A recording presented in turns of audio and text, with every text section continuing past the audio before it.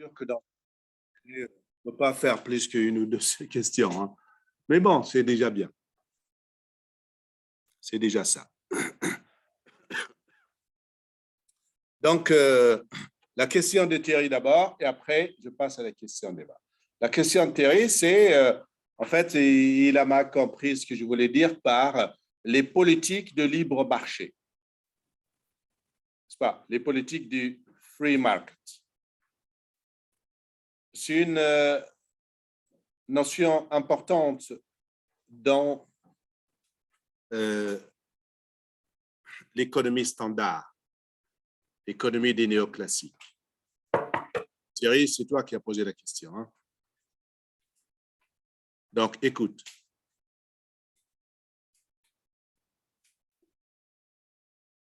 Les classiques, donc faites bien attention. Hier, j'ai bien, à la fin de la séance, j'ai bien distingué ou bien souligné l'importance de la distinction entre les classiques, c'est-à-dire les libéraux ou le libéralisme des classiques, des pères fondateurs, Smith en particulier, et le libéralisme qui est venu après eux, le libéralisme des néoclassiques, n'est-ce pas? C'est quoi la différence entre les classiques néoclassiques et surtout entre le libéralisme des classiques et le libéralisme des néolibéraux? Vous vous rappelez, hier, j'ai presque terminé en soulignant cette distinction entre le libéralisme et néolibéralisme. C'est important, cette distinction. Même si vous ne comprenez pas tout de suite, retenez, c'est une question qui va être un peu enrichie à chaque fois, un peu plus, d'accord? Parce qu'il y a beaucoup de choses dedans. Surtout, ça va se compléter un peu par le cours que je vais faire la semaine prochaine sur l'histoire de la pensée économique. Parce que là, on est en méthodologie pour le moment, d'accord? On n'est pas en histoire, on n'est pas en HPE. On a fait le HF macro, d'accord? Histoire des faits macro dans le monde et en France. Ensuite, on est en train de faire la méthodologie économique, c'est-à-dire la philosophie de l'économie. Et j'espère la semaine prochaine faire l'histoire de la pensée économique. Comment on a pensé à l'époque des mercantilistes, comment on a pensé à l'époque des classiques, comment on a pensé à l'époque des néoclassiques, comment on pense aujourd'hui. Et c'est un domaine, c'est un sujet très vaste qui prend plusieurs années si on veut, mais on va le torcher ça en quelques minutes, en 2 ou 3 heures, dans un but précis. Le fil conducteur de cours de la semaine prochaine en histoire de la pensée, c'est uniquement de comprendre le glissement progressif des classiques jusqu'à aujourd'hui, jusqu'aux néolibéraux d'aujourd'hui, des notions importantes en économie que sont la valeur et les prix. N'est-ce pas? La valeur et les prix. Vous écouterez un peu l'enregistrement que je fais avec vos camarades, donc, où je parle un peu de cette question. Maintenant, là, je reviens à la question de Thérèse sur les politiques de libre marché. Les classiques considéraient que dans beaucoup d'aspects de la vie économique, dans les échanges économiques, la meilleure allocation des ressources, la meilleure façon que d'acheter et de vendre sans qu'il y ait de l'injustice dans cet échange, c'est le marché. Si j'achète et je vends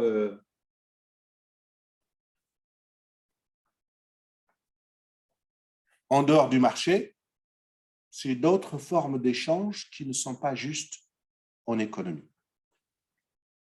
Ils donnent ils aboutissent à des allocations, à des échanges qui sont non efficaces. Le marché, c'est l'institution par laquelle les échanges sont les plus efficaces et aboutissent à des situations optimales pour tous les participants à cet échange. On le comprend très facilement, ça, n'est-ce pas? On le comprend très, très facilement. Sauf que les classiques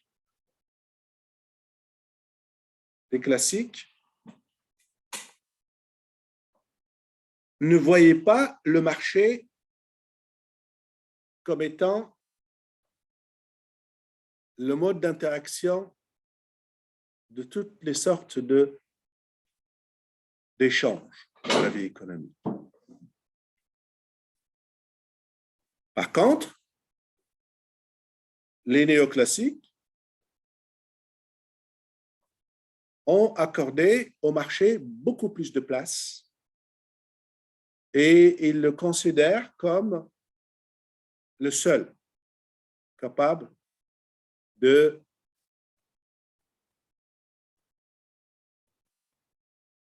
faire des allocations efficaces. Ça va rejoindre la question d'Eva tout à l'heure dans le petit cadran des 4 types de biens, où nous verrons que pour certains biens, ce n'est pas vrai. Le marché ne peut pas les régler. Les néoclassiques, à la fin, ils ont fini par comprendre que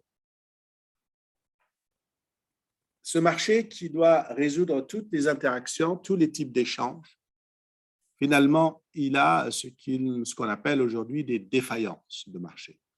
Des défaillances de marché. Je les noterai, moi, dans la suite des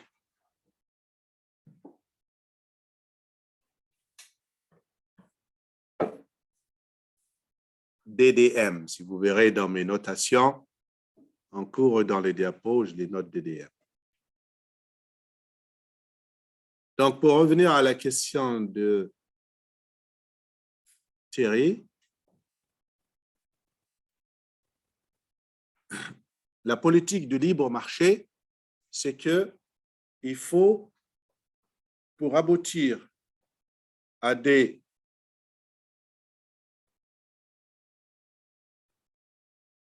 équilibres efficaces dans les échanges, dans la production, dans tout, il faut laisser fonctionner le marché.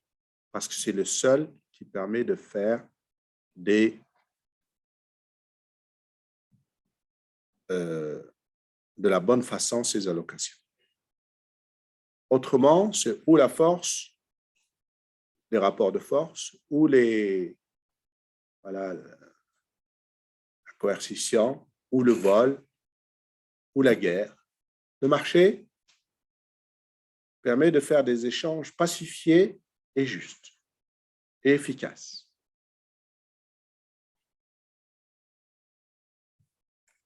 Donc, c'est quoi le marché libre? C'est un marché qu'on laisse fonctionner librement. N'est-ce pas? Qu'on laisse fonctionner librement. Il ne faut pas contraindre le marché par un prix fixé, un minimum ou maximum, ou obliger les gens à produire une certaine quantité et pas une autre. Il faut laisser le marché fonctionner librement. Ça s'appelle les politiques de libre marché. Free market policies. C'est important cette notion de marché libre.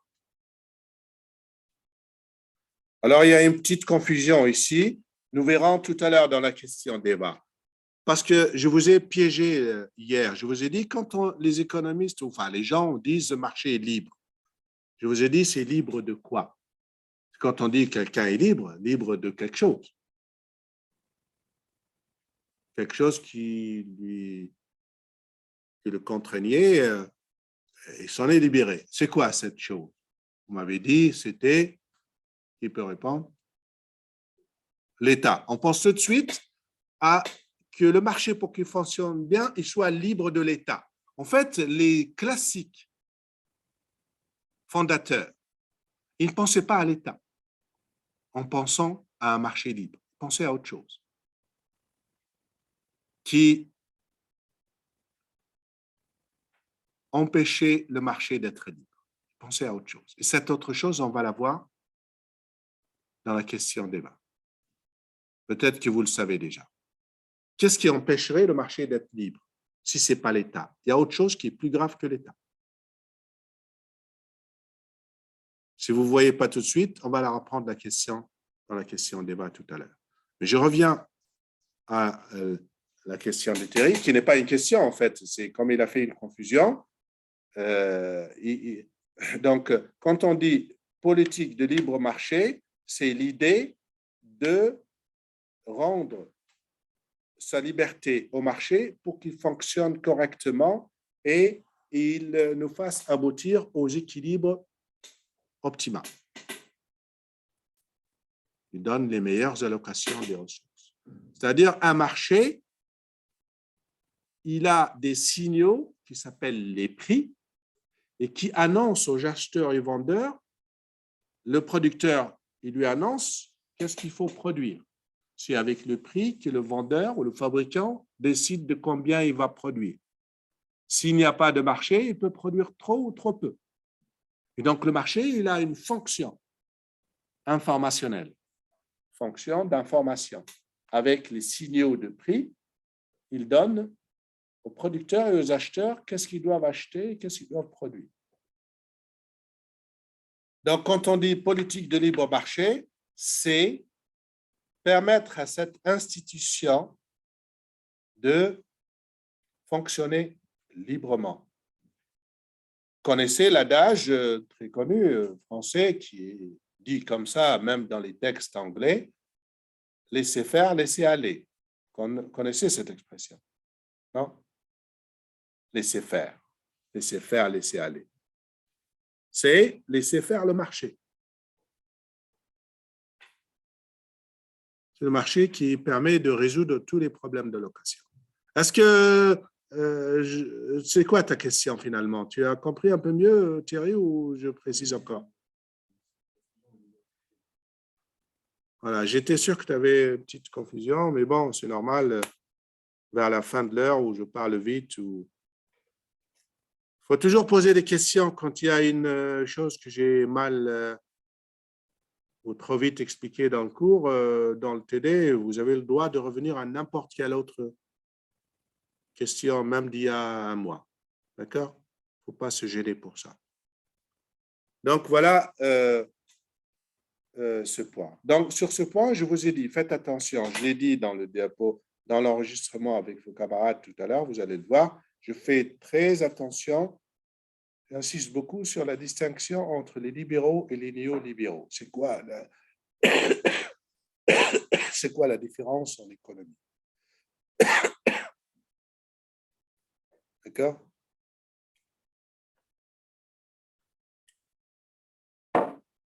Bon, je reviens à la question d'Eva. Rappelez-vous donc, quels sont les gens qui ont vu ces 4 biens au lycée? Qui d'autre? Levez la main assez haut pour voir. À peu près beaucoup de gens. Hein? Et donc, Eva, tu as fait SES ou non? Après, tu as fait quoi? Maths physique. Bonne idée. C'est pas mauvais comme idée. Tu en avais eu marre de SES? Je te comprends. OK. Donc, alors, qui est-ce qui peut me rappeler c'est quoi ces 4 biens? Alors, notez-le, cette distinction de cadran de 4 biens, il remonte à qui? Qui a eu l'idée de ces 4 biens? Un peu d'histoire comme ça.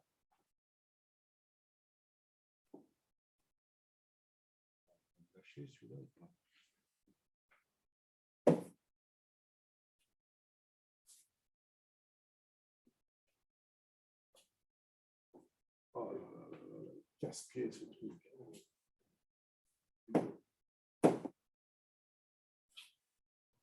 Toujours qu'ils fassent des trucs compliqués.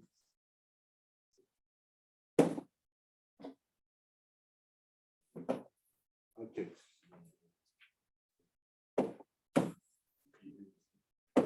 OK. Rappelez-vous ce petit tableau-là. Notez-le, ça remonte à Musgrave. Musgrave. Musgrave. On va le rencontrer plus tard, cet auteur-là. Musgrave. Musgrave.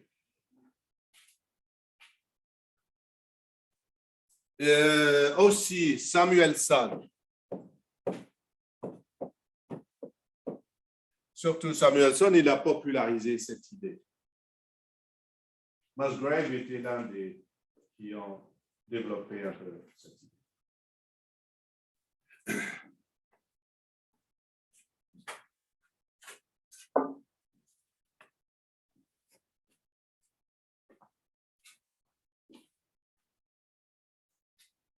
Alors, est-ce qu'on peut changer ce truc?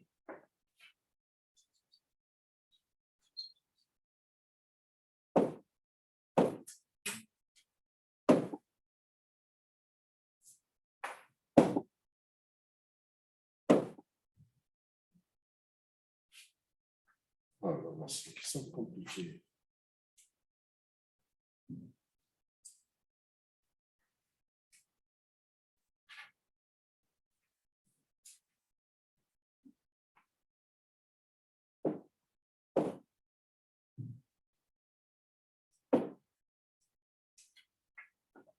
Je voulais faire un fond noir et écrire en blanc pour que ça puisse apparaître sur l'écran d'enregistrement.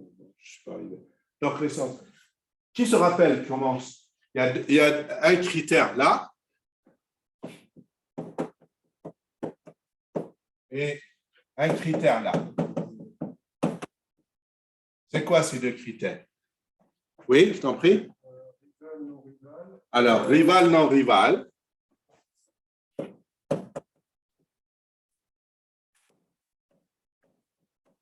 Et l'autre?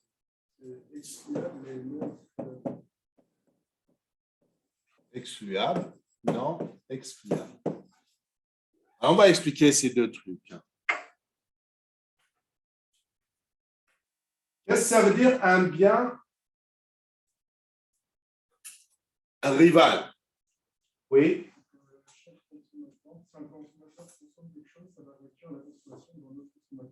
Voilà, quand un consommateur consomme un bien, ben, un autre consommateur ne peut pas disposer de ce même bien. D'accord? Pensez à une chose où si moi tu vois l'exemple de cinéma, si je rentre voir un film, ben, le film, je ne le consomme pas, en fait. Il reste là pour l'autre, il le voit aussi, celui qui vient après moi. Le film reste. Ce n'est pas un bien rival. Tu as compris? Par contre, si je mange un sandwich, ben, il n'est plus là pour un autre. Tu peux acheter un autre sandwich, mais pas le même. Enlève ton masque. Mais la place de cinéma, quelqu'un ne peut pas prendre ma place. Non, le problème, on parle pas du siège, on parle du film. Voilà, ça dépend de quoi on parle. C'est ça, parce qu'il faut toujours faire attention à de quoi on parle. On parle du film. En tout cas, on ne parle pas du siège ou du ticket. Donc, un bien rival, un bien non rival. Ça veut dire que quand tu achètes un ordinateur, l'ordinateur, il est à toi, il n'est plus, quelqu'un d'autre ne peut plus l'acheter, ce même ordinateur.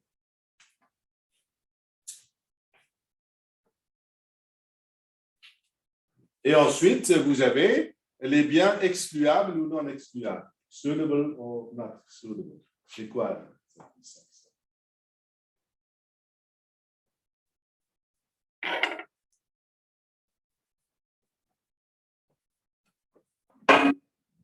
À ceux qui ont fait ça au lycée, essayez de vous rappeler.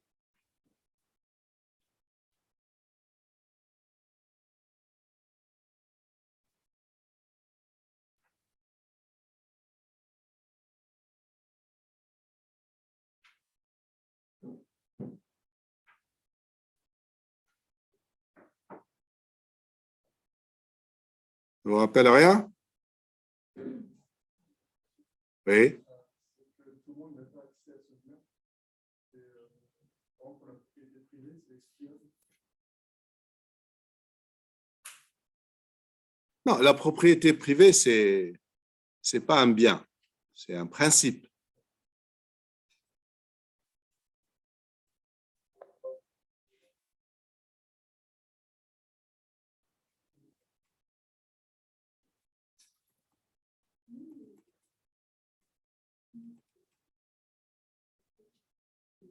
Un bien excluable ou un bien non excluable. Oui, vas-y, Génom.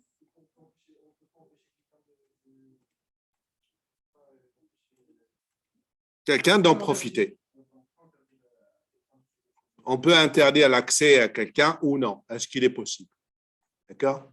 Est-ce qu'il est possible d'exclure quelqu'un de la disposition de ce bien? Voilà ce que ça veut dire. D'accord?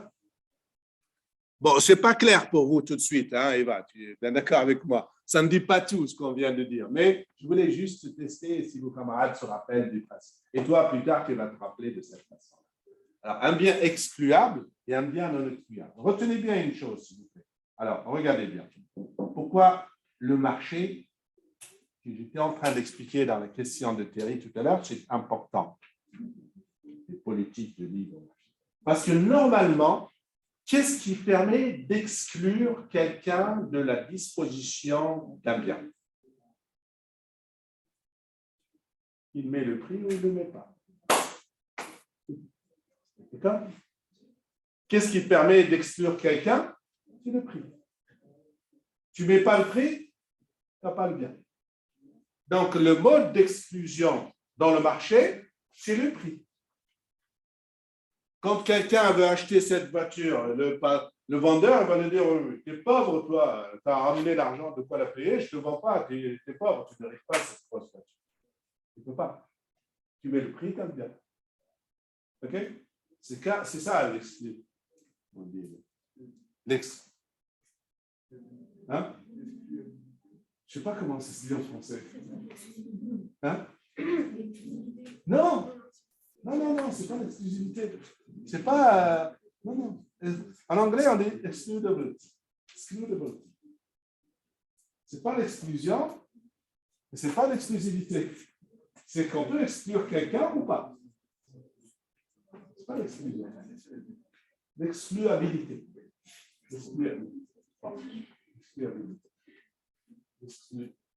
Pas l'exclusivité.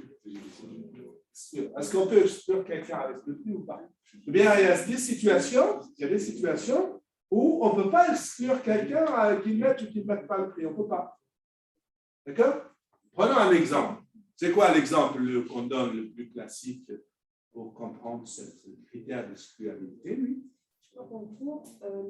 Quel cours? Hein? Ah oui, parce que tu me dis, je crois qu'en cours, je pensais à hier, moi. Je crois qu'en cours, qu'est-ce qu'il y a eu en cours? Il a dit que, par exemple, si une mairie elle organisait un feu d'artifice et qu'elle faisait payer l'entrée, il y avait des individus qui pouvaient se mettre plus loin sans payer et assister au feu d'artifice. Bon, ton prof, il a l'esprit tordu. Et il cherche à resquiller. Mais c'est des choses beaucoup plus simples. Beaucoup plus simples. Quand vous avez de la lumière, n'est-ce pas? La lumière, l'éclairage public, n'est-ce pas? Tout le monde en profite, non? Tu ne peux pas exclure quelqu'un qui passe dans cette rue, tu dis non, toi, ne profite pas de cette lumière. Tu ne peux pas l'exclure. Alors, qui a payé cet éclairage public? C'est les gens qui ont payé les taxes pour la mairie. Pas? Quand la lumière démarre, la rue est éclairée. Est-ce qu'après, tu peux dire à celui qui n'a pas payé les taxes, tu lui dis non, tu ne profites pas, tu ne peux pas. Tu peux pas l'exclure par le prix. C'est impossible. Donc, tu ne peux plus l'exclure. Par exemple, la défense nationale, elle défend tout le monde. On ne peut pas défendre quelques-uns et pas les autres dans le pays. Quels sont ces autres? Ceux qui n'ont pas payé les impôts. Ils vont être aussi défendu par la même armée qui est financée par nous tous. D'accord? Donc, c'est ça l'exclusivité. On peut ou on ne peut pas? Si on peut, c'est un bien, on va dire, normal. D'exclure quelqu'un par le prix. S'il n'est pas possible, ben, on dit que c'est un bien un peu bizarre, non excluable. Okay? Il y a beaucoup de biens comme ça. On va voir en détail. Ce qu'il faut retenir ici, c'est que dans la question, dans ce critère d'excluabilité, la chose importante, c'est qu'il faut se rappeler que le marché il apporte ce plus qui est le prix, qui permet d'exclure. Ça, c'est une chose importante. Parce que comme le marché est important, il faut dire pourquoi il est important. Il est important parce qu'il apporte non seulement de l'information qui contribue dans le prix. Quand tu vois le prix, tu dis, pour acheter ça, il faut que je travaille un peu plus. C'est important. Mais d'un autre côté, c'est ce qui permet d'exclure les gens ou de ne pas les exclure. Ça, c'est une chose. Troisième chose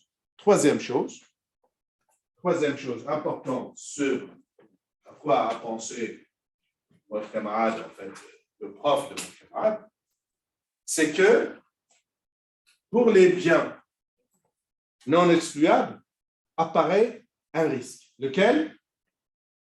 Le risque du passager clandestin. Et tu le savais? Oui. C'est pas rappelé. Bon, vous voyez que c'est toujours utile de rappeler les choses. C'est pour ça que Eva, en fait, ça a bien fait pour tes camarades qui se rappellent. En fait, pour toi, c'est dingue, mais pour eux aussi, presque. Donc, alors, comment se rappeler de tout ça? Parce qu'on peut très vite faire les biens, remplir les cases, et on n'a pas bien tout compris. Pourquoi bien comprendre les choses? C'est que se rappeler que le marché, voilà, au niveau de l'excluabilité,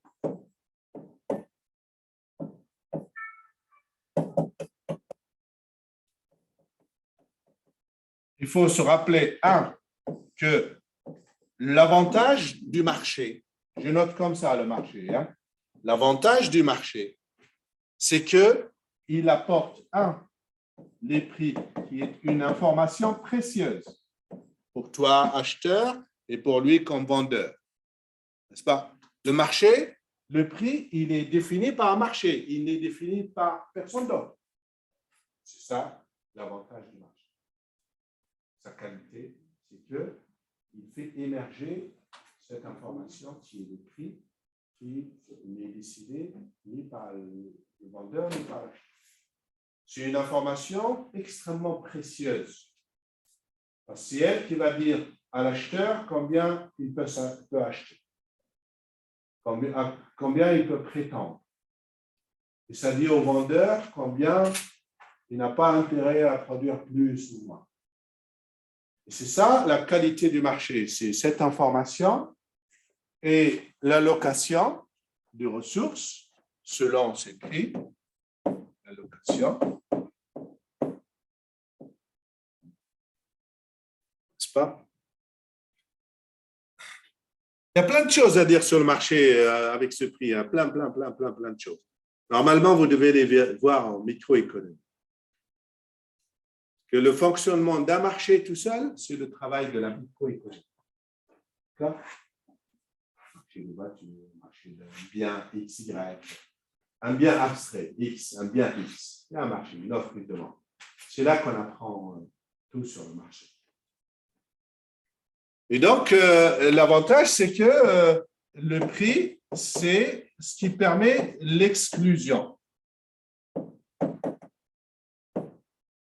Le prix, c'est ce qui permet de faire le tri entre les acheteurs de ce bien.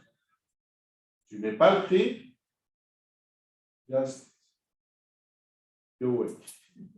Pour nous, la paix, tu n'as pas le prix, tu ne rentres pas. Tu n'as pas le prix, tu ne consommes pas. Ça veut dire que, regardez bien, par rapport au raisonnement qu'on a fait hier, vous vous rappelez, j'ai parlé de justice hier. Eh bien, ce raisonnement-là, pour les classiques, ce raisonnement-là, vous pouvez le sentir que pour eux, le marché, c'est un mécanisme de justice. Vous le sentez, ça? Non? Parce que si je te dis, par exemple, j'ai une boîte de nuit, les gens qui rentrent dans la boîte de nuit, vous avez fait cette expérience, connard de leader, il dit, toi, non. Mais putain, j'ai le prix. Mais toi, non. Tu rentres pas. Tu vas me foutre, je ne sais pas. Les filles n'aiment pas ta gueule. Tu rentres pas. Ici, le prix, ce n'est pas une relation de marché, une boîte de nuit. D'accord? Si je rentre dans le magasin pour acheter un pot de yaourt, est-ce que tu peux me dire ta tête ne me plaît pas, je ne te vends pas? Tu ne peux pas. Qu'est-ce qui permet d'exclure ici? C'est le prix. Tu payes, tu prends le pot de yaourt. D'accord? Donc, la relation acheter un pot de yaourt, c'est une relation marchande. Et dans la relation rentrer dans une boîte de nuit, qu'est-ce qui vous paraît la relation la plus juste? Comment? Parle plus fort. Qu'est-ce que vous parlez? Acheter. Acheter une pot de yaourt. C'est une relation plus juste que rentrer dans un club. Parce que le boîte de nuit, c'est un club. Vous comprenez pourquoi l'histoire de club tout à l'heure? On n'est pas arrivé tout de suite. Mais pour te dire que l'avantage, parce qu'on n'est pas en train de parler que des biens, on est en train de parler de qu'est-ce que le marché apporte. Il apporte un élément de justice. Bon, le mot justice, je vous ai expliqué hier que ce n'est pas au sens juridique, hein, au sens de, qui peut me rappeler le mot que j'ai utilisé? Fairness, équitable.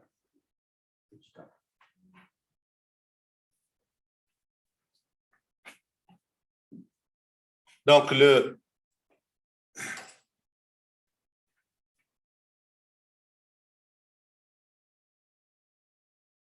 et donc, ça, avec ça, si on a compris le marché, parce qu'il y a plein de choses à dire sur le marché. Hein. Là, je suis en train d'aller vite. Normalement, c'est dans votre cours de micro, vous devez bien travailler la notion de marché. Qu'est-ce qu'il apporte? Quand j'ai dit l'allocation de ressources, c'est un mot, hein, encore. C'est 2 heures de travail, 3 heures de travail. Mais petit à petit. D'accord? Deuxième point, c'est quand on a un bien non excluable, il y a un risque. C'est quoi le risque? C'est comme ça que je note ici. C'est quoi le risque de? Voilà. Passager clandestin. Ça s'appelle free rider. Free rider. Un passager clandestin.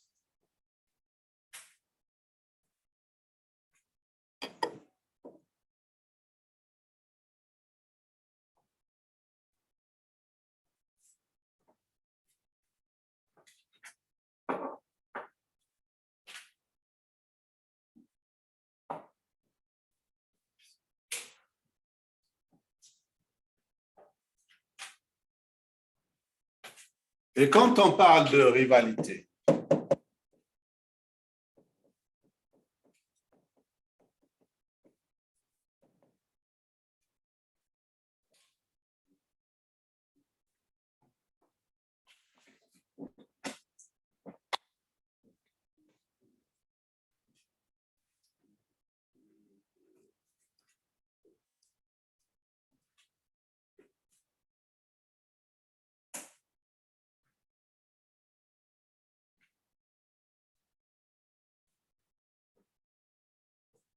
alors c'est quoi le problème que pose le bien rival, le bien non rival?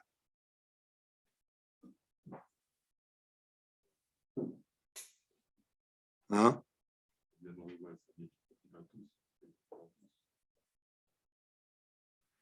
Le bien rival, il ne peut pas profiter à tous. Le non rival, il ne peut pas profiter à tous. Parce que comme a dit Eva tout à l'heure, si tu rentres voir un concert de musique ou tu rentres voir un film, à la porte d'entrée, tu es exclu par le ticket. Tu as le ticket, tu rentres, tu n'as pas le ticket, tu ne rentres pas. Donc, c'est un bien excluable. Mais est-ce qu'il est rival ou non rival? Quand celui qui a payé le ticket, il rentre regarder le film, le concert, écouter le concert de musique, il ne consomme pas. Il reste là toujours, même après lui, d'accord? D'accord? Quand tu vas voir un film, le film, il est là, même après toi. Aussi un nombre de places limitées, ça peut devenir rival. Oui, mais tu es toujours en train de parler des sièges. Moi, je parle du film. Ah, okay. C'est toujours la même chose comme la faute qui a fait les maths. Quand on parle, prenons par exemple la télévision par câble. Je ne sais pas si ça existe toujours.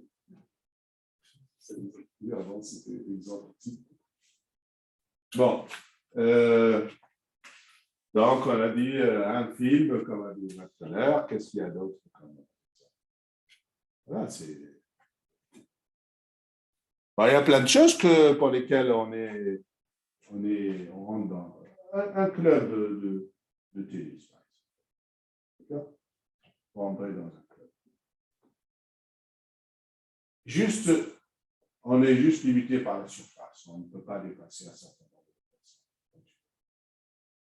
Et sinon, quand tu rentres jouer, tu ne prends pas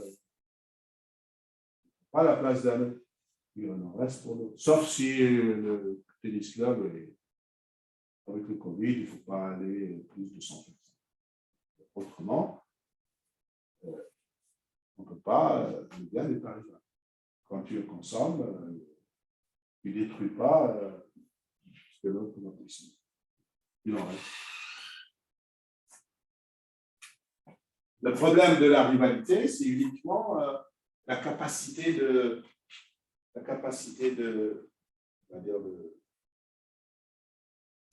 surface ou de volume ou de nombre de places. C'est ça le contrainte. Quand on dit le bien il est rival, c'est le bien que nous connaissons. Quand tu as acheté ça, ben, ce même objet, il n'est plus disponible pour toi. Ça là. Oui.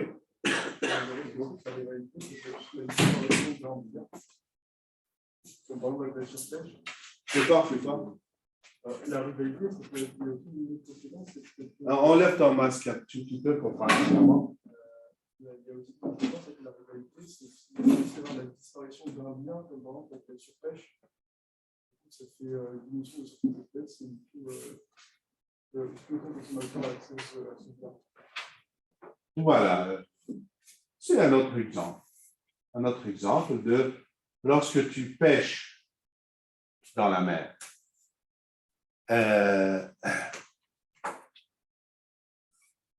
Est-ce qu'on peut empêcher quelqu'un de pêcher? On ne peut pas. Mais est-ce que le bien qui est la pêche ou le poisson, est-ce qu'il est un bien rival ou non rival? Il est rival. Pourquoi? Ça diminue la consommation. Voilà. Parce que le poisson que tu as pêché, ben, il n'est plus là pour un autre pêcheur. Alors pourquoi on parle de cet exemple de pêche?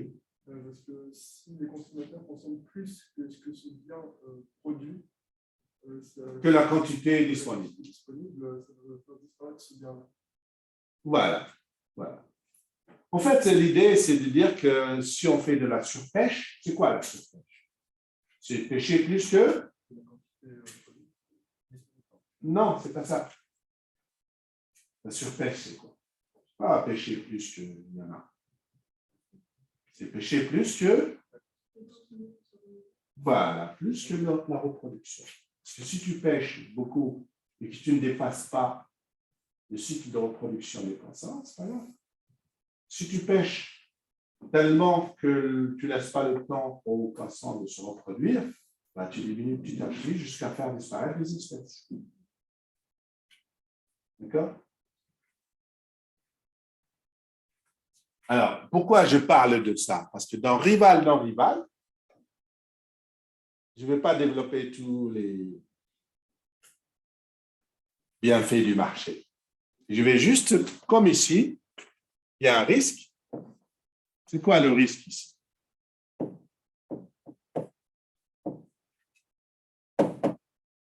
Le risque, c'est quoi?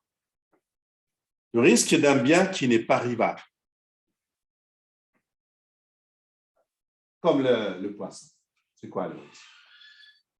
Il ne suffit pas de connaître la logique, qu'est-ce que ça veut dire chaque case, n'est-ce pas? Ça ne suffit pas de connaître ça. Parce qu'on a bien compris, la chose la plus simple, ici, c'est quoi? Un bien qui est à la fois excluable et rival. C'est quoi? C'est tous les biens et services, on va dire normaux, n'est-ce pas, que nous connaissons, et que le marché les gère très, très bien. Le marché les gère très, très bien. D'accord? Les gère de manière à la fois efficace et juste. Le marché, c'est le meilleur pour ce type de bien. D'accord? Alors, pourquoi on parle des autres cases? Parce que justement, les autres cases, si on laisse fonctionner seul le marché, ben, elles se plantent. C'est ça le risque. D'accord? C'est ça le risque.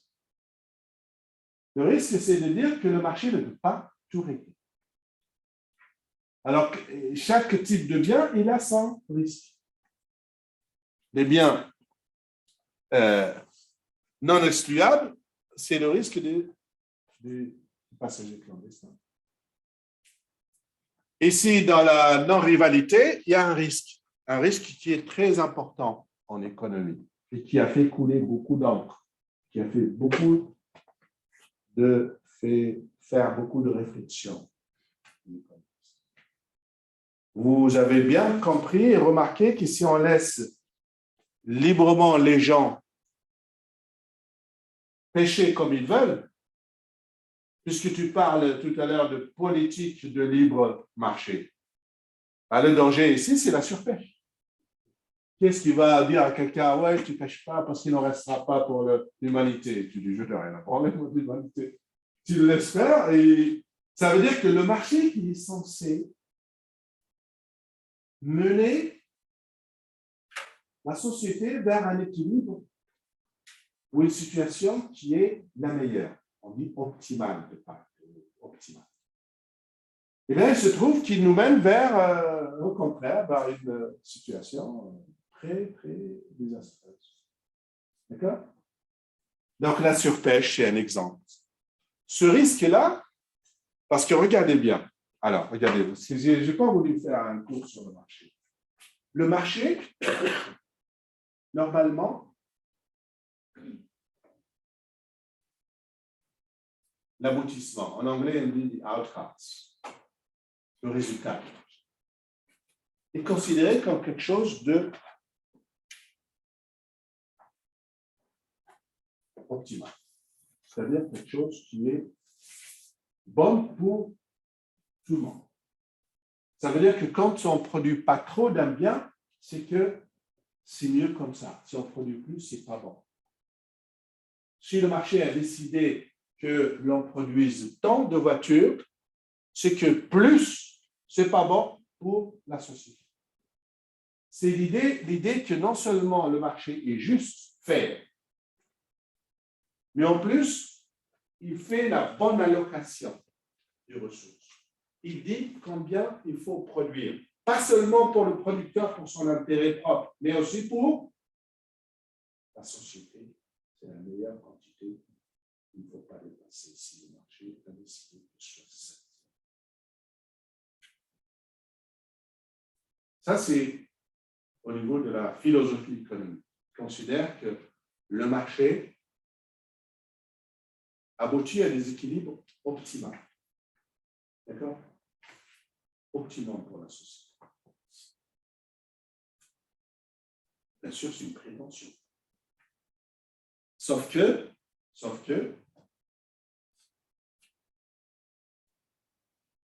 les situations qui ne sont pas la première case. La première case. Où est-ce qu'il est? Il peut revenir ce truc-là? Je ne sais pas comment.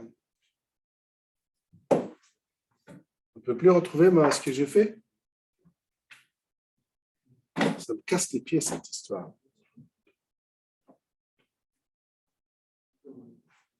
Je ne sais plus si je peux retrouver mon...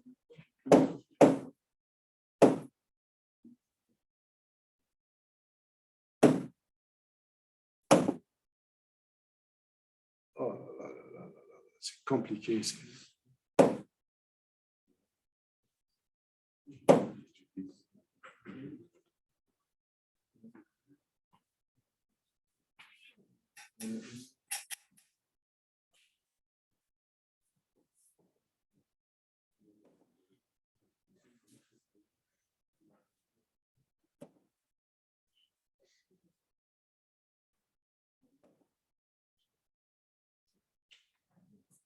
Ça m'énerve, ce truc.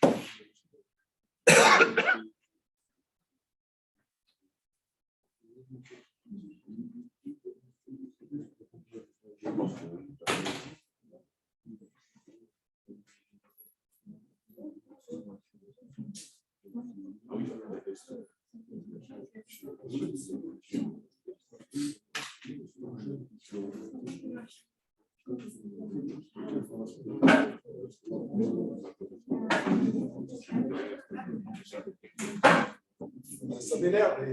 Il faut sauvegarder tout ce qu'on a dessiné. Je ne sais pas comment le retrouver.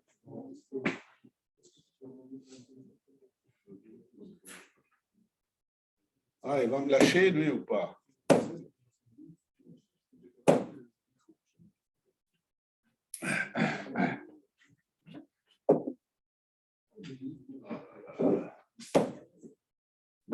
Bon, allez, je vais garder mon sang-froid, OK? Je ne vais pas m'énerver. Hein? C'est écrit dessus?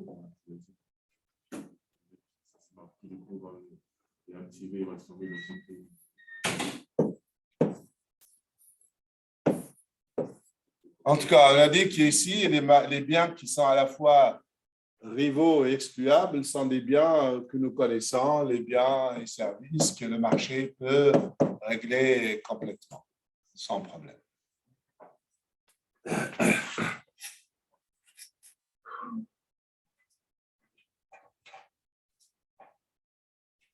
Donc, quand un marché, c'est très important ça à rappeler, très important,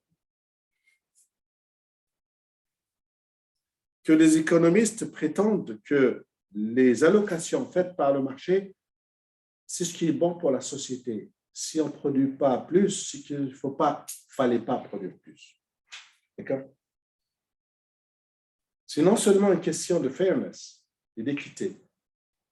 Tout le monde est traité de la même pied d'égalité. Mais en plus, c'est ce qui est bon pour eux tous, pour toute la société. On peut produire plus, mais il faut pas. C'est ça la notion d'optimum. C'est un optimum social. C'est ça la prétention de l'économie. C'est totalement faux, hein, pour moi. Mais c'est comme ça que les économistes considèrent que le marché, pour les biens à la fois rivaux et excluables, that's not the market job. C'est tout. Laissez le marché faire. Vous connaissez l'expression laisser faire, laisser aller. Hein? C'est ça. Laissez le marché. Ne faites pas de plan. Ne dites pas aux gens produisez tant plus ou moins. Non. Laissez le marché faire. Comment? Comment ça? Ben, si tu laisses le marché faire, le marché. Non, mais je ne te parle pas de la société d'aujourd'hui. Parle fort pour tes camarades. Si on prend en compte le marché actuel, il n'est pas libre. Lequel? Lequel? Parce que là, on a divisé 4 types de biens. Tu parles de quel bien? Est-ce que le marché allez, pas celui-là, le marché quand tu vas manger un sandwich, est-ce qu'il est libre? Mais pourquoi tu me dis n'est pas libre? Moi, je te parle, pour les économistes, il y a 4 types de marchés. Ils considèrent que le premier type, le premier là, à la fois excluable et rivaux, pour eux, il faut laisser le marché, il fait bien son travail. Et il est libre. Il faut le laisser libre. Il ne faut pas le contraindre. Par exemple, tu ne peux pas dire aux marchands qui vendent les kebabs, tu lui dis, écoute, les étudiants sont là et il faut en faire 200 de plus qu'hier. Et tu dis, non, non, ce n'est pas une bonne chose. Ce sera ou du gaspillage, il ne faut pas en faire moins, ce serait... Non, le marché vous laisse fonctionner librement. C'est le prix qui va monter ou descendre qui va dire au vendeur et à l'acheteur qu'on met plus ou moins et vendre plus ou moins, fabriquer plus ou moins. D'accord? Maintenant, tu me dis le marché aujourd'hui n'est pas libre, il faut que tu me donnes des exemples. Tu vas trouver qu'ils sortent du petit carré de premier. Lesquels, par exemple? Qu'est-ce qu'il a? Comme vous l'avez dit, il y a dedans. Attention, ne me dis pas comment vous l'avez dit. Tu vas me dire quelque chose de contraire de ce que j'ai dit, tu me dis comment vous l'avez dit. Vas-y. Il y a une quantité qui est fixée, une quantité de voitures à produire qui est fixée. Qui l'a fixée? Tu me dis une quantité qui est fixée et tu ne sais pas qui l'a fixée. Moi, je pense qu'il n'y a pas de quantité fixée. La quantité fixée, en Union soviétique, on dit qu'il ne faut pas fabriquer tant de voitures dans les pays libres. Hein. Qui t'a dit qu'il y a une quantité fixée? Tu me dis il y a une quantité fixée et après tu me dis j'en sais rien. Il faut savoir de quoi tu parles. Moi, j'ai envie de discuter avec toi. Il faut que tu discutes. On ne peut pas discuter si tu me dis une chose et tu me dis je ne suis pas tout seul. Il faut apprendre la discussion aussi. Hein? Non? Il faut apprendre la discussion. Si tu as une idée derrière la tête, essaie de l'exprimer. Quels sont les marchés? Je te laisse la question, tu réfléchis. Quand tu trouves ce que tu as envie de dire, tu me le dis et puis on prendra ton idée. Je ne veux pas te frustrer. Effectivement, il y a des marchés qui ne sont pas libres, mais ce n'est pas ce à quoi tu penses.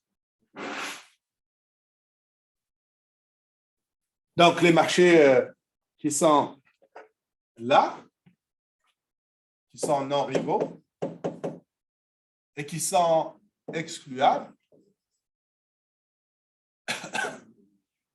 Dans les marchés non rivaux, ça veut dire qu'on ne peut pas empêcher quelqu'un de consommer, de pêcher, par exemple. Dans ce cas-là, il y a le risque qui ne se trouve pas dans ce cas-là. C'est le risque de surproduction. C'est tout. Ou le risque de surconsommation.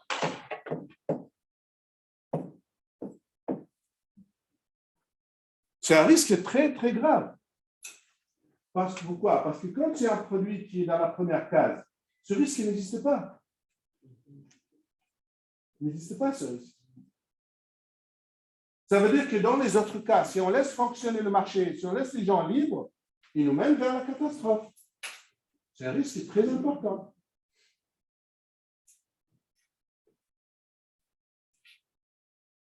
Vous avez compris un peu? Il ne suffit pas de distinguer les 4 cases. Il faut dire quels sont les risques si on laisse fonctionner le marché dans ces cases. D'accord? Okay. Ça, c'est les risques c'est pas juste la rivalité, c'est aussi excluable. Le problème, c'est que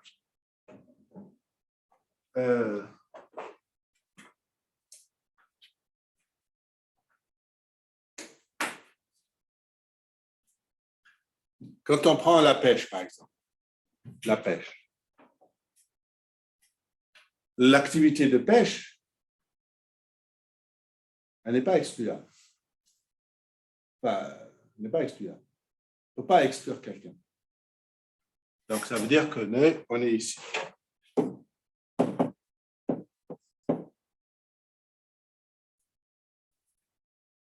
Et est-ce qu'elle est rivale?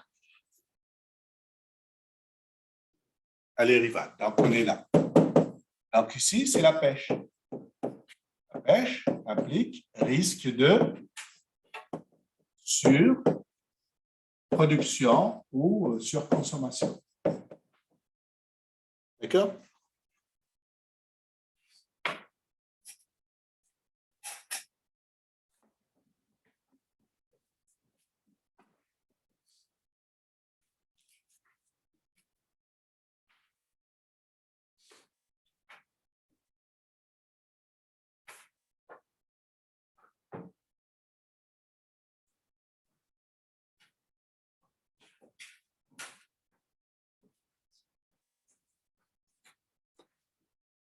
Comment s'appellent ces biens-là? Ils portent un nom. Ces biens-là, on les appelle des biens privés. Alors, on va dire quelquefois même des biens privés purs. Le premier bien ici, celui qui pose presque pas de problème, c'est les biens privés purs. D'accord? Ils ne posent pas beaucoup de problèmes. On verra qu'ils en posent quand même. Ils en posent quand même. On verra. Et c'est ceux où le marché fait bien, plus ou moins bien son. On laisse le marché, c'est pas grave. Par contre, les deuxièmes biens qui sont là, on les appelle comment ces biens-là? Oui, les biens communs.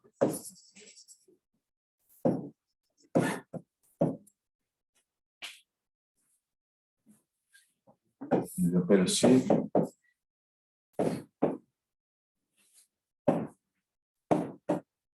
commons. Bien commun. Commons. OK.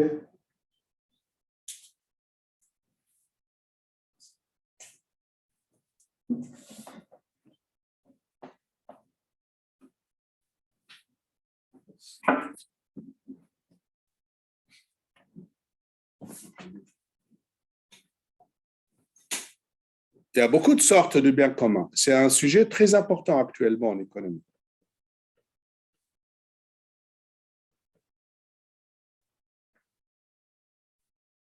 On reviendra à cette question dans quelques instants.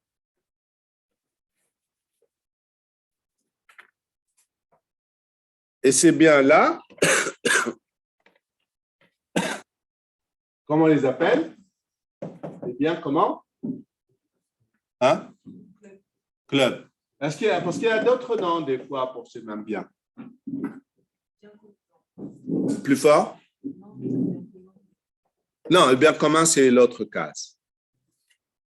Bien commun, c'est la deuxième case. La troisième case, c'est des biens club. Pourquoi on parle de biens club? Je crois qu'il porte un autre nom encore, je ne sais plus lequel. Hein? Pourquoi on parle de biens club? C'est un peu l'exemple du cinéma que tu as vu tout à l'heure. Hein? Parle fort. Non, c'est pas, c'est plusieurs personnes. Oui? C'est un accès limité, mais tout le monde peut consommer. La consommation ne diminuera pas si on consomme. Voilà, voilà. L'accès peut être limité, donc c'est excluable.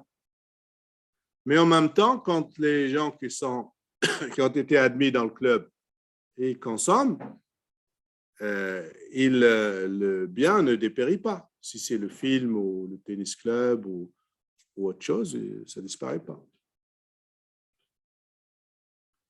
Alors, je ne sais pas, quand j'ai dit tout à l'heure la télévision par câble, mais si je prends un truc, si j'ai bien compris, parce que moi, je ne regarde jamais la télé. Netflix, il faut payer, non? Il faut être membre du club. C'est bien ça. Eh bien, quand toi, tu consommes, il y a un autre derrière toi qui vient consommer. Il trouve la même quantité de films, non?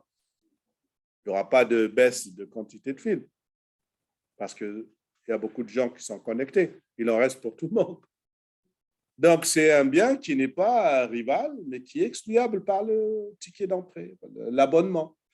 Tout ce qui est bien abonnement.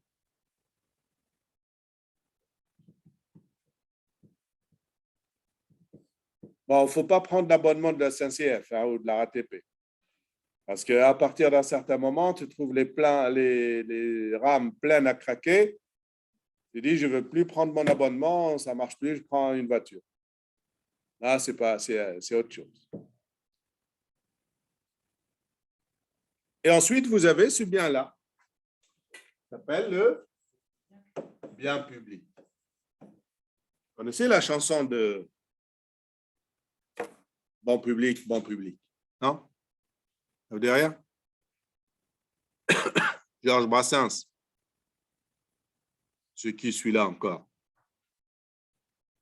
Franchement, on ne vit pas dans la même époque, vous et moi. Vous ne connaissez pas Georges Brassens? Que de nom. Ouais, très bien. Est-ce qu'il est barbu ou moustachu? Il n'est pas barbu, ce n'est pas un hipster. C'est un moustachu, très célèbre de ses moustaches. OK. Allez. Les biens publics. Qu'est-ce qu'ils ont de particulier, les biens publics? On peut pas. Non, en regardant en termes des deux critères, s'il te plaît. Est-ce qu'il est excluable ou non? Est-ce qu'il est rival ou non? Ben, c'est le type de bien qui n'est ni excluable ni rival. D'accord? C'est des biens qui sont ni excluables ni rivaux. Ça veut dire que tu ne peux pas exclure quelqu'un, n'est-ce pas? Par un prix ou autre. Et tu ne peux pas. Et puis, ce n'est pas rival. Quand il y en a pour tout le monde. Comme j'ai parlé de la défense nationale, par exemple.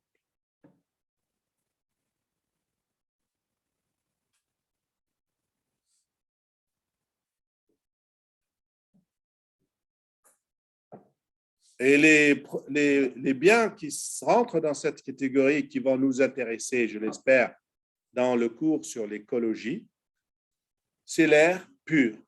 Le fait de respirer un air pur, l'air est un bien public. Il ne faut pas exclure quelqu'un, ouais, toi, tu ne payes pas d'impôt, tu ne respires pas. Ce n'est pas possible. Il ne faut pas exclure.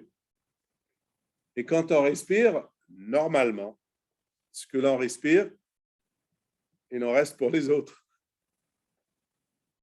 D'accord? Donc, c'est un bien qui n'est ni rival ni excluable.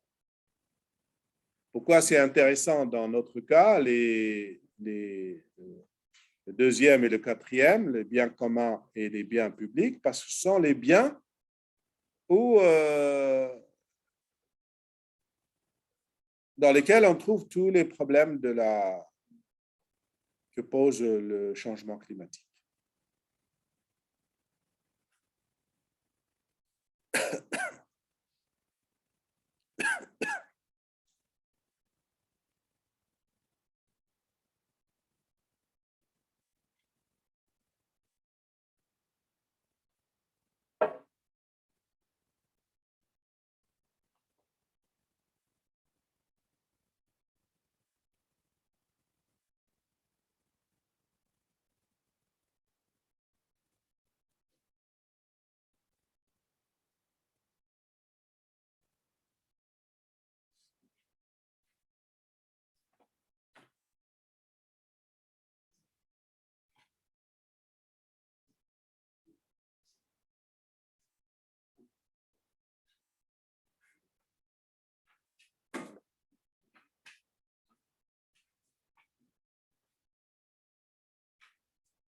Et bien, tu as compris tout ça?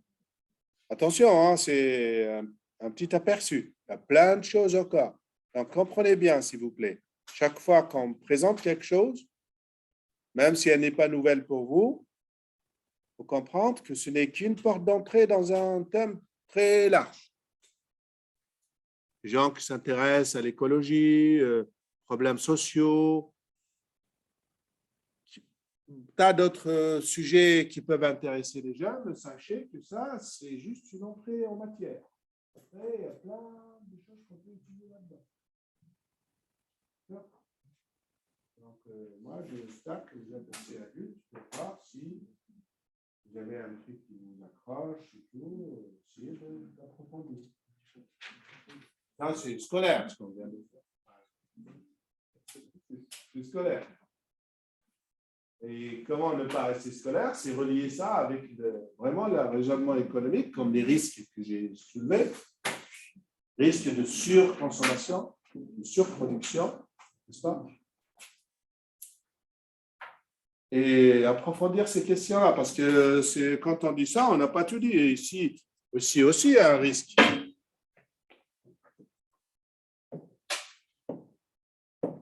Il y a un autre risque ici, même dans les biens qui sont normaux. Qui est-ce qui peut me montrer un risque là-dedans? Parce que tu ne suis pas. J'ai dit que si on reste un peu superficiel, on a l'impression que voilà, les 4 cases, l'exemple de chaque case, ça ne suffit pas. Il y a plein de choses qu'on peut approfondir, qu'on peut discuter. Et que surtout, quand on regarde comment le marché, on le laisse fonctionner tout seul, normalement, il aboutit à des situations, bonnes situations, à la fois équitables, on va dire, optimales, tout ça. Et que le marché n'arrive pas à régler correctement les 3 autres. D'accord? Et dans les 3 autres, il faut essayer de trouver quel type de solution. Alors, vous imaginez bien que l'État doit intervenir quelque part. On ne sait pas exactement comment. OK. Il faut approfondir un peu plus. Mais d'un autre côté, si on a compris qu'il y a un risque ici de surconsommation, n'est-ce pas? Ou surproduction. D'accord? Ça ne veut pas dire qu'il n'y a pas de risque ici si on veut approfondir les choses. Il y a un risque ici aussi. Hein? Si on laisse fonctionner le marché, il y a un risque. Même beaucoup de risques.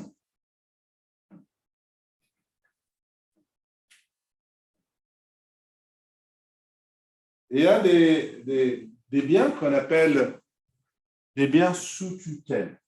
Notez-le parce que c'est des choses qui ne sont pas faciles. Des biens sous tutelle. Des biens sous tutelle.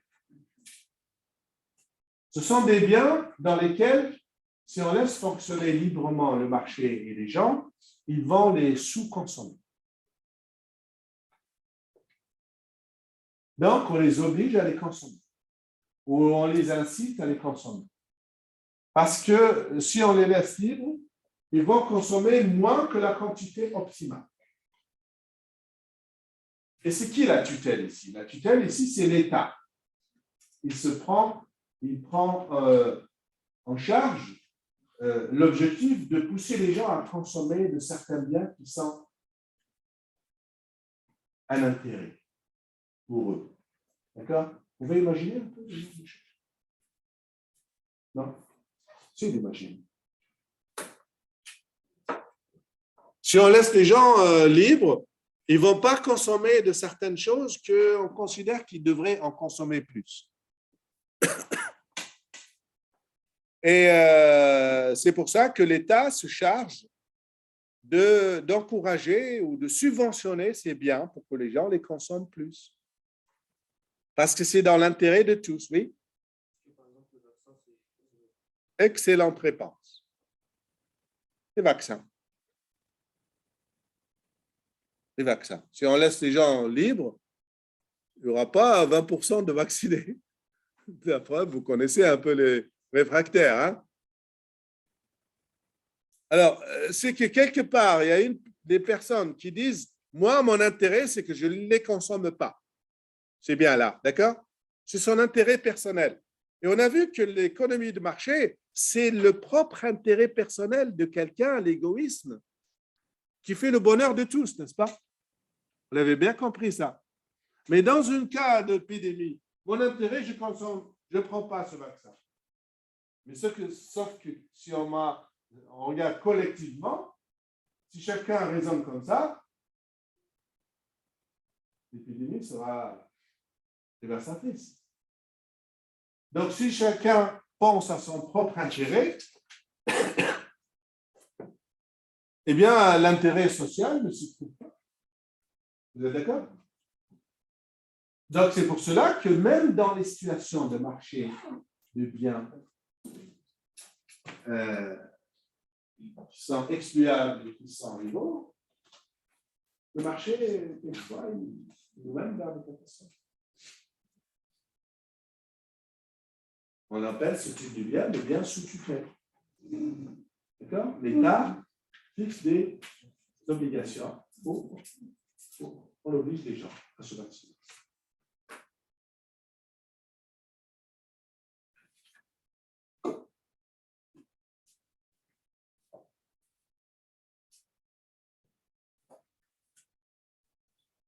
Alors maintenant, oui, vous voulez dire quelque chose? Les assurances, elles rentrent dans quel domaine? Dans les cas clubs ou pas? Il y a une certaine Très bonne question. Excellente question. C'est Axel, c'est ça? Oui.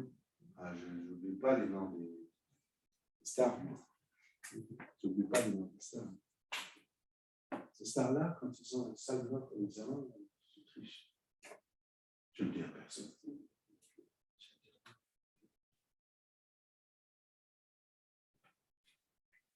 Je triche.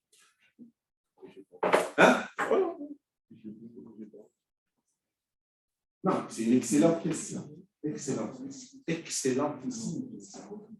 Et je suis certain qu'on ne peut pas l'aborder aujourd'hui, mais je vais me rappeler quand est-ce qu'on va la développer. C'est une bonne question.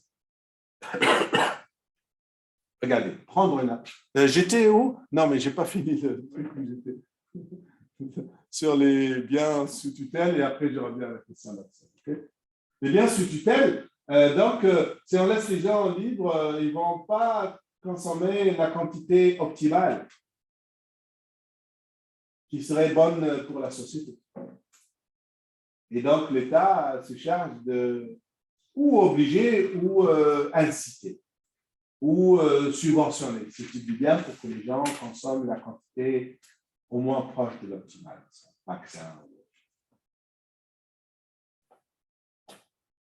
Un exemple de bien sous tutelle, ça c'est la ceinture de sécurité. C'est un bien sous tutelle. Vous êtes jeune, vous demandez à vos parents, ce n'est pas obligatoire. N'est-ce pas? Demandez à vos parents, ils vont vous dire non, ce n'est pas obligatoire. Et je ne vous imaginez pas là, les Français, quand on leur a obligé de mettre la ceinture de sécurité progressivement au début, que le chauffeur. Hein. Et c'était le tollé, les gens ne voulaient pas du tout. Ne voulaient pas du tout. Mais ça se voit statistiquement. Mettre la ceinture de sécurité, les accidents mortels ont chuté. Il n'y a pas de mystère. Donc, si chacun pour soi, il dit non, mais attends, vous savez, dans des pays comme le mien, en Tunisie, tu arrêtes un taxi, tu rentres, tu mets, le réflexe, je viens de Paris, tu mets la ceinture, on regarde. Ça veut dire que je vends du mal, c'est ça? Ça veut dire que je ne suis pas important de toi? Allez, tu ouvres la porte et tu descends, connard. Tu me prends pour un. Je ne sais pas quoi dire, c'est ça que tu veux dire, tu mets la ceinture. Non, excuse-moi, je descends, il n'y a pas de problème. Il est vexé dans son honneur, il est touché dans son honneur. Je vous assure qu'en France, c'était pareil les premières fois. C'était pareil. C'était pareil. Les gens n'admettaient pas. Et pourtant, ça se voit statistiquement. On a mis la ceinture, nombre de cas mortels, des accidents, a baissé, a chuté fortement. Ça te fait marrer parce que tu as certainement une expérience comme ça. Il ne faut pas s'étonner. Même dans les pays développés, tu sais, en France, on a eu du mal. Tu sais, qui a inventé la ceinture de sécurité? C'est un arabe. C'est étonnant, hein? Un arabe puisse penser comme ça. Je suis raciste en disant ça, mais c'est un candidat aux élections américaines qui s'appelle Ralph Nader. Vous connaissez Ralph Nader? Qui est-ce que le connaît? C'est un candidat plusieurs fois aux élections américaines. C'est un Libanais, d'origine libanaise. C'est lui qui a inventé la ceinture de sécurité. Il a inventé de toutes pièces. Il a dit dans son programme, le président, le candidat, il faut obliger les Américains à mettre la ceinture de sécurité. Personne ne l'a cru, personne ne l'a suivi. C'est plusieurs, mais vraiment des années plus tard qu'on a dit, merde, c'est quand il n'a pas tort. Et ils ont obligé la ceinture de sécurité.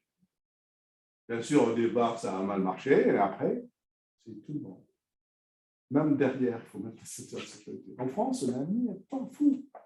Mais un temps fou pour accepter que le deuxième passager, on appelle ça la plaque du bord, hein, faut qu'il mette la ceinture de sécurité. Je crois que c'est 10 ans après la ceinture du chauffeur. Parce qu'on veut aller doucement. Les gens n'acceptent pas. L'intérêt public de la société va dans un sens et l'intérêt privé ne vont pas dans le même sens, contrairement à ce que disait Smith. Contrairement à ce que disait la main invisible. Donc, ça a disparu encore? Oh, il est bon. Et pourquoi tu ne l'as pas dit? Hein? Tu n'as rien dit. Tu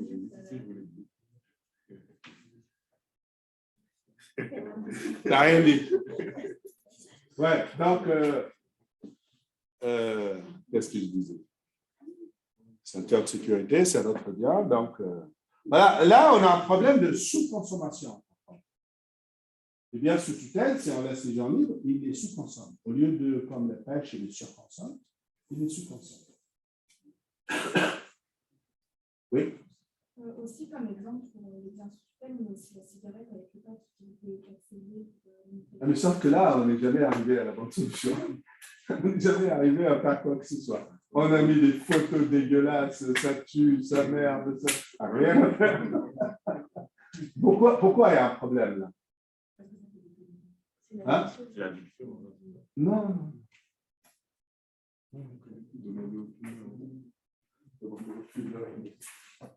Non, il y a un problème là. Ah, parce qu'ils avaient mis des prix, enfin, ils ont augmenté les prix, mais pas d'un coup. Pas d'un. Pas d'un coup. Par exemple, je ne sais pas, le paquet de cigarettes avant coûtait 5 €. Progressivement. Oui, voilà. Les gens ne sentent pas la progression. Oui. Genre là, un paquet de cigarettes, il coûte 10 €, mais avant, admettons, s'il aurait coûté 5 € et il serait passé à 10 €, bah, les gens ils auraient arrêté parce qu'ils auraient senti la différence. On a trouvé la réponse. Mais c'est pas. Et tu crois qu'en multipliant tout d'un coup le prix par 2, les gens vont arrêter? Bah, moi, on m'avait dit ça, c'est vrai que ça. Non, mais je te parle de. J'aime pas que les gens me répondent, on m'a dit ça, c'est pas ce que je voulais dire. Tu discutes, tu me dis, et on m'a dit ça. Qui t'a dit ça? Bah, les gens qui fument. Mais. Et les gens qui fument, ils ne savent pas ce qu'ils fument déjà. C'est quelqu'un qui fume qui t'a dit que si on double d'un seul coup, j'arrête de fumer. Et tu l'as cru. Non, mais elle est malade. She's crazy. Moi, avec je discute comme scientifiquement, ne me dis pas les gens qui fument. Les gens qui fument ne savent pas ce qu'ils font. C'est des malades, c'est des tarés.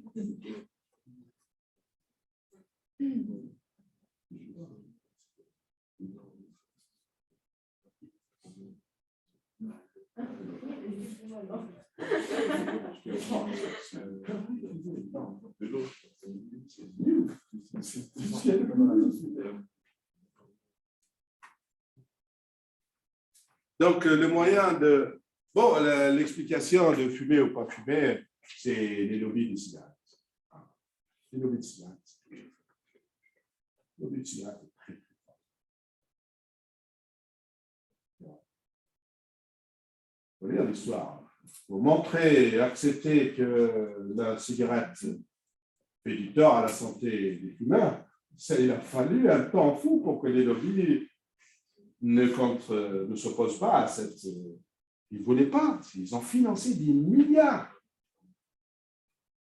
pour obtenir des résultats de recherche qui disent que la fumée de cigarette ne tue pas, n'aggrave pas la santé des gens. Des milliards qu'ils ont dépensés. Donc, il faut regarder de ce côté-là. C'était des lobbies.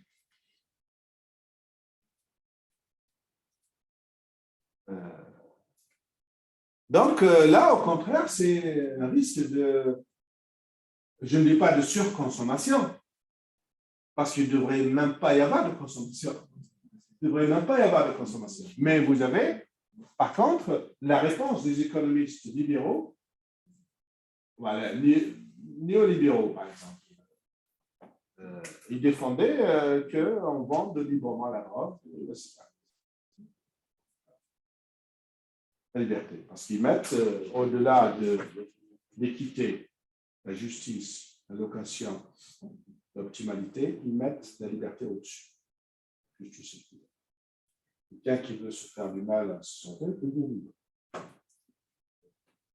Hier, je vous ai parlé d'un courant de pensée à la fois économique et politique qui s'appelle les libertariens aux États-Unis. Vous vous rappelez, j'ai parlé de ça. C'est eux qui défendent ça. Les libertariens. Alors, si vous êtes intéressé par ces choses-là, regardez, il y a beaucoup de choses à apprendre là-dessus. Donc,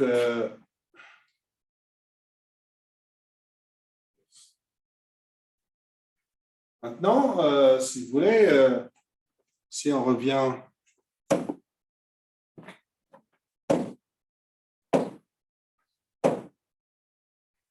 encore à notre tableau, ne me dis pas quand tu vas s'éteindre. Hein? Ne me le dis pas. Hein? Je n'ai pas besoin de toi.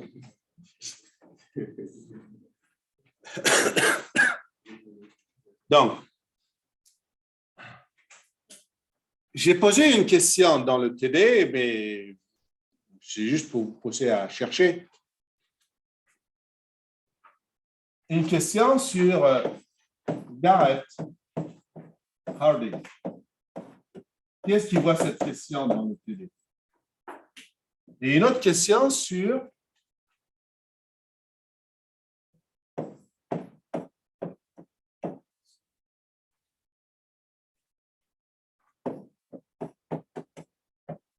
ça veut dire quelque chose, sinon, là? Dans le TD, j'ai mis sinon. C'est quelle question, s'il te plaît? Je ne me rappelle plus. Par la fin. Bon, je ne fallait pas que tu rallumes, mais bon.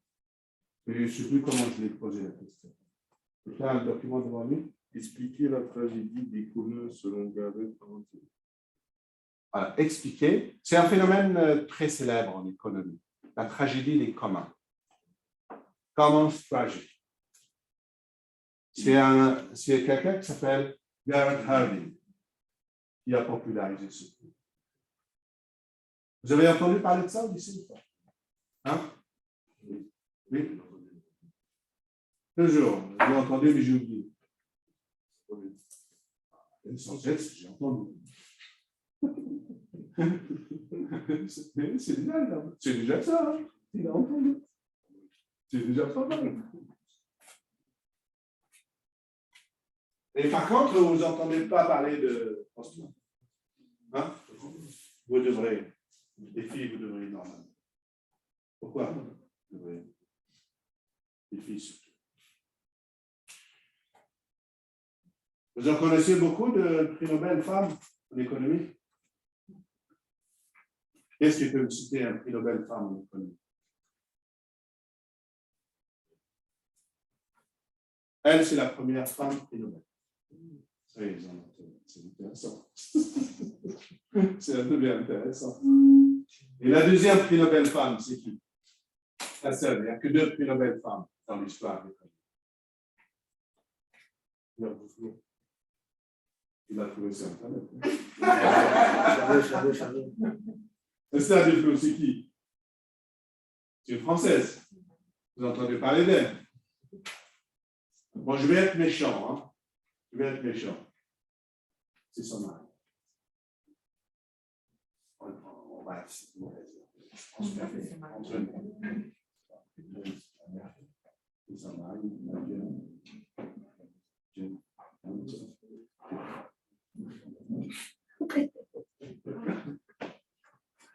Bon, on rigole un peu. C'est chanceux. Donc là, c'est pas enregistré. Si on entend.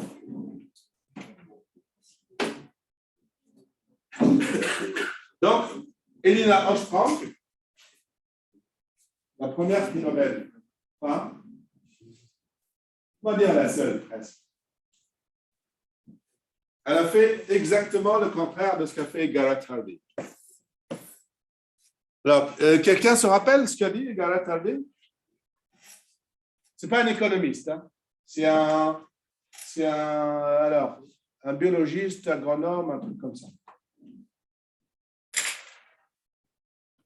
Le raisonnement économique un peu de courte vue. Mais c'est un argument qui a été extrêmement exploité, très exploité par les économistes libéraux. C'est quoi l'idée? L'idée, c'est que les commons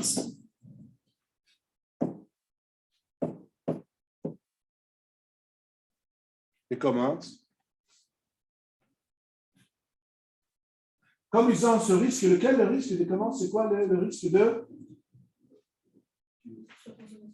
surconsommation ou dans le cas de la pêche, on va dire tout simplement surexploitation, ça revient à la même chose. Et donc, on risque de Alors, Gareth Hardin, il est remonté un peu dans des cas qui touchent plus les gens et surtout des cas historiquement on va dire, étudiés. Et qu'est-ce qui a étudié les Closers en Angleterre, l'histoire anglaise? Vous avez fait l'histoire anglaise au lycée? Est-ce que vous avez fait l'histoire des Poor Laws, la loi sur les pauvres anglaise? Est-ce que vous avez fait l'histoire des enclosures? Les enclosures en français. Les enclosures. Non, ça ne dit rien. Bon, c'est une histoire, peut-être que vous l'avez entendue d'une autre façon. L'histoire que des paysans, quand ils vont laisser paître leurs troupeaux dans les prairies, n'est-ce pas? Une prairie, elle est ouverte à tous. C'est un peu un... Non, c'est pas un bien commun. C'est un commun. Tout le monde peut entrer, n'est-ce pas?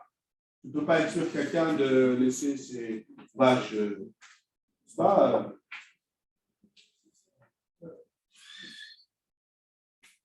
Voilà, être dans la prairie.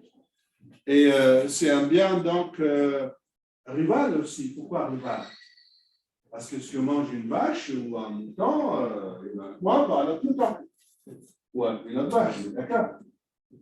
Donc, il y a un risque de surexploitation de la prairie. Et comme dans l'histoire de l'Angleterre, il y a de graves déperditions des prairies à cause de cette disponibilité de tous de laisser paître leur troupeau dans la prairie. Donc, il y a eu des disparitions de prairies parce qu'ils ont été surexploités. D'accord? Donc, ça a été mauvais pour tout le monde. C'est ça ce qu'on appelle la tragédie des communs.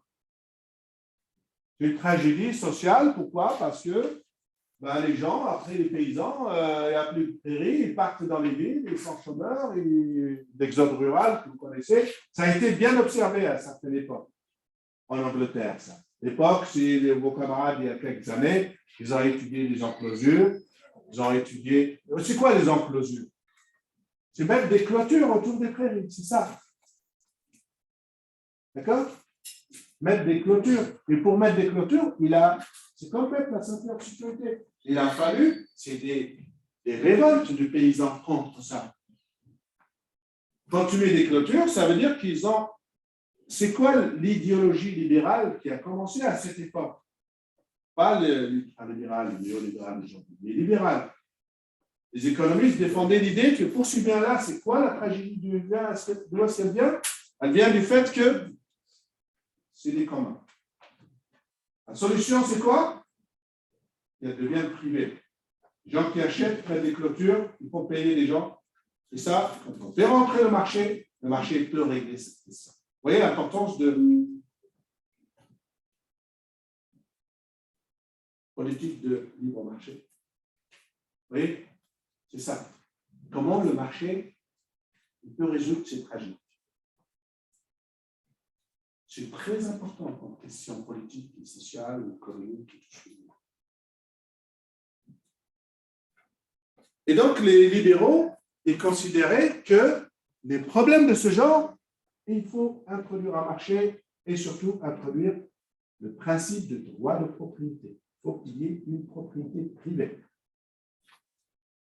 Si on laisse quelque chose qui appartient à tout le monde, ça ne marche jamais.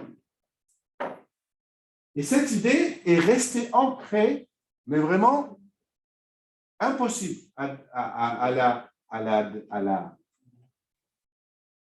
déconstruire, à l'attaquer. Parce qu'elle est prouvée par l'histoire, prouvée économiquement, presque mathématiquement, et tous les gens en économie, ils apprennent le marché, ils apprennent l'importance du marché, ils apprennent cette question de tragédie de commons. Jusqu'à ce qu'arrive Elinor Ostrom, elle dit c'est complètement. Qu'est-ce qu'elle a fait pour avoir obtenu le prix Nobel? Elle a montré que historiquement, il a toujours existé des communs qui étaient bien gérés et qui étaient gérés mieux que par le marché. Et tout sauf qu'il y avait des règles que même les pays, surtout les pays en voie de développement, en Afrique, en Asie, et même dans les pays développés à une certaine époque, beaucoup de biens communs étaient gérés correctement sans qu'il y ait aucun marché. Avec des preuves, des statistiques, des démonstrations. C'est ce qu'on appelle la tragédie des non-communs. Ça, c'est la popularité.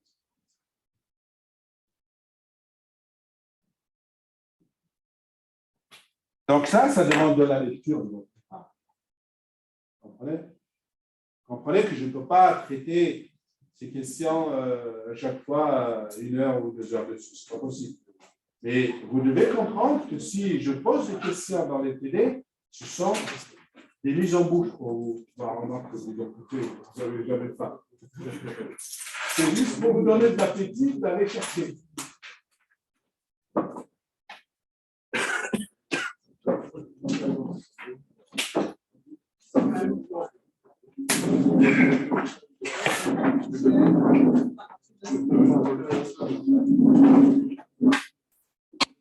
Bon, j'espère que vous avez bien entendu quand je m'étais éloigné de l'écran.